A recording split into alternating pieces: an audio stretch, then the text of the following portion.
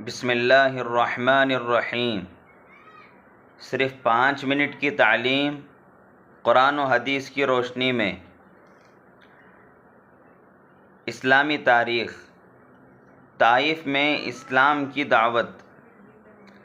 سن 10 نبوی میں ابو طالب کے انتقال کے بعد کفار مکہ نے رسول اللہ صلی اللہ علیہ وسلم کو بہت زیادہ ستانا شروع کر دیا، لہذا اہل مکہ سے مایوس ہو کر آپ صلی اللہ علیہ وسلم اس خیال سے طائف تشریف لے گئے کہ اگر طائف والوں نے اسلام قبول کر لیا تو وہاں اسلام کے پھیلنے کی بنیاد پڑ جائے گی۔ طائف میں بنو ثقیف کا خاندان سب سے بڑا تھا۔ ان کے سردار عبداللیل، مسعود اور حبیب تھے۔ یہ تینوں بھائی تھے۔ حضور صلی اللہ علیہ وسلم نے ان تینوں کو اسلام کی دعوت دی، ان میں سے کسی نے بھی قبول نہیں کیا۔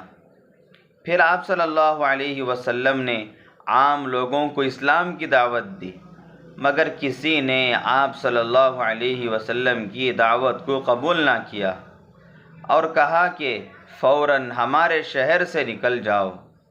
جب آپ صلی اللہ علیہ وسلم اپنے آزاد کردہ غلام زید بن حارثہ رضی اللہ عنہ کے ساتھ وہاں سے واپس ہوئے تو ان لوگوں نے اوباش لڑکوں کو پیچھے لگا دیا، جنہوں نے آپ صلی اللہ علیہ وسلم کو پتھر مار مار کر زخمی کر دیا۔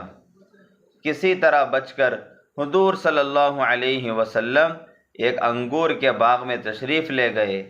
وہاں اللہ تعالیٰ نے طائف والوں پر عذاب کے لیے فرشتے روانہ کیے، مگر رحمت دو عالم صلی اللہ علیہ وسلم نے ان کی ہلاکت و بربادی کو گوارا نہ کیا، بلکہ ان کے حق میں ہدایت کی دعا فرما دی اور ان کے مسلمان ہونے کی امید ظاہر کی۔ اللہ کی قدرت۔ آسمان میں تارے کس نے بنائے؟ رات کے وقت آسمان میں ان گنت تارے جھلملاتے ہوئے نظر آتے ہیں، جس سے آسمان بہت خوبصورت نظر آتا ہے۔ انسان رات کے وقت کھلے آسمان کے نیچے بستر لگا کر آسمان کے ستاروں کو دیکھتا رہتا ہے، تب بھی اس کا جی نہ بھرے گا۔ ہمیں اللہ تعالیٰ کی قدرت میں غور کرنا چاہیے کہ اس نے ان ستاروں کو کتنے اچھے نظام کے ساتھ جوڑ رکھا ہے کہ نہ تو آپس میں ٹکرا کر ختم ہوتے ہیں، نہ تو زمین پر گر کر زمین پر تباہی پھیلاتے ہیں۔ یہ اللہ تعالیٰ کا بنایا ہوا نظام ہے جس نے ہر چیز کو ٹھیک ٹھیک بنایا ہے۔ ایک فرض کے بارے میں، عورتوں پر بھی زکوٰۃ دینا فرض ہے۔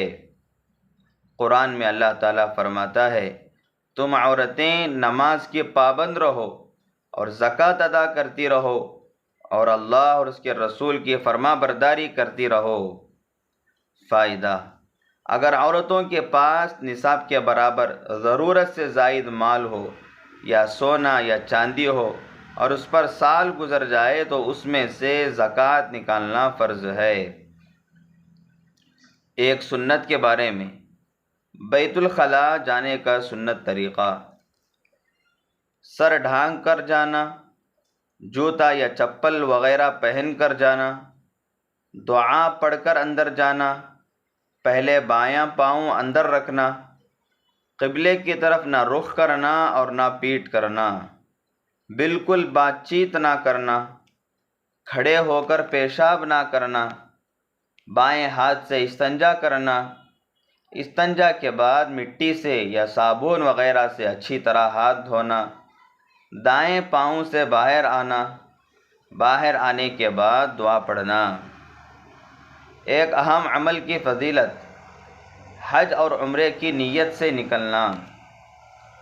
رسول اللہ صلی اللہ علیہ وسلم نے فرمایا، جو شخص حج کے ارادے سے نکلا اور راستے میں مر گیا تو قیامت کے دن اس کے نامہ اعمال میں حج کرنے والے کے برابر ثواب لکھا جائے گا، اور جو آدمی عمرے کے ارادے سے نکلا اور راستے میں مر گیا تو قیامت تک اس کے نامہ اعمال میں عمرہ کرنے والے کے برابر ثواب لکھا جائے گا۔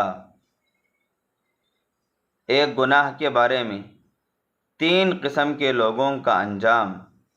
رسول اللہ صلی اللہ علیہ وسلم نے فرمایا، 3 شخص ایسے ہیں کہ قیامت کے دن اللہ تعالیٰ نہ ان سے بات کریں گے اور نہ ان کی طرف رحمت کی نظر سے دیکھیں گے اور نہ ان کو پاک و صاف کریں گے، اور ان کے لیے دردناک عذاب ہوگا۔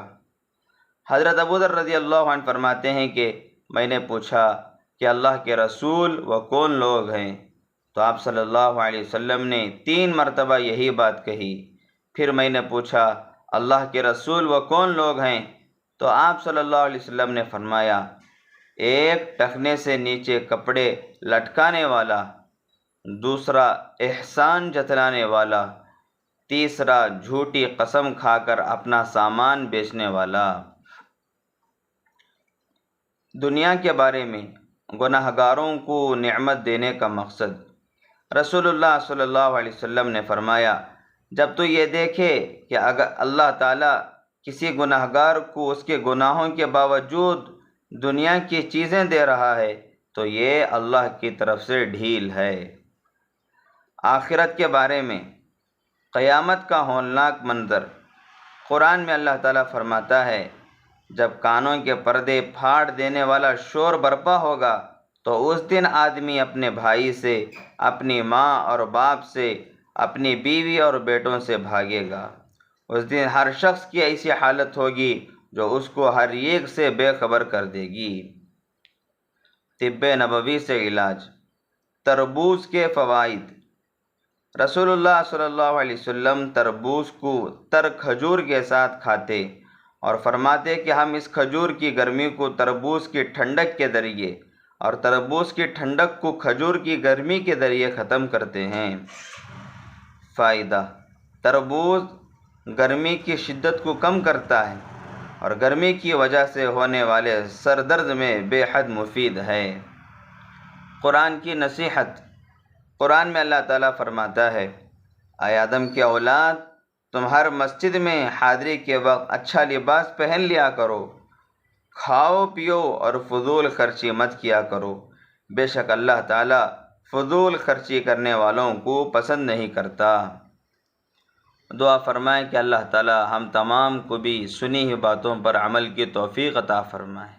آپ تمام سے گزارش ہے کہ زیادہ سے زیادہ شیئر کریں اور سبسکرائب کرنا نہ بھولیں۔